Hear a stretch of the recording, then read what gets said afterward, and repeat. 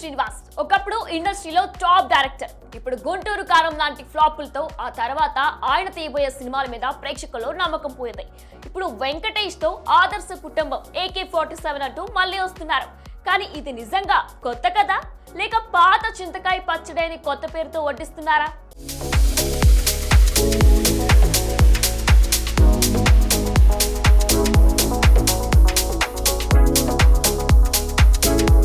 Cinema పేరు ఆదర్శ కుటుంబం, కానీ లోపల యాక్షన్ ఎలిమెంట్స్ అట. ఇది వింటూ ఉంటేనే అతడుని అలా వైకుంఠపురంలోని మిక్సీలో వేసి త్రివిక్రమ్ ఏదో కొత్తగా ట్రై చేస్తున్నట్టు అనిపించడం లేదా?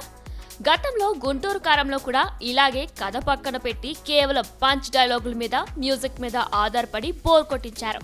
ఇప్పుడు వెంకీ మామ కామెడీ టైమింగ్ ఒక్కటే ఈ సినిమాను కాపాడుతోందా? హర్షవర్ధన్ రామేశ్వర్ మ్యూజిక్ ఇచ్చిన కథలో దమ్ము లేకపోతే యానిమల్ రేంజ్ RR కూడా ఈ సినిమాని బతికించలేదనేది నిజం.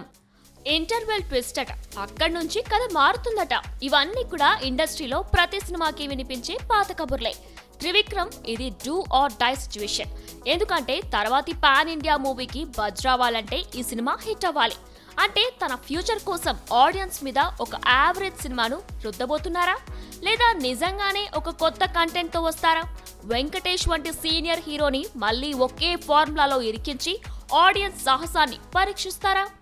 ఏది ఏమైనా పేరు ఆదర్శ కుటుంబం అని పెట్టి లోపల AK-47 అని బిల్డప్ ఇస్తే కంటెంట్ లేకపోతే ఆడియన్స్ ఈసారి క్షమించలేరు. త్రివిక్రమ్ మళ్ళీ తన మాయాజాలంతో ఆకట్టుకుంటారా, లేక ఈ సినిమా కూడా ఒక ప్రయోగం అని చెప్పి ముగిస్తారా? అక్టోబర్ 2న తేలిపోనుంది.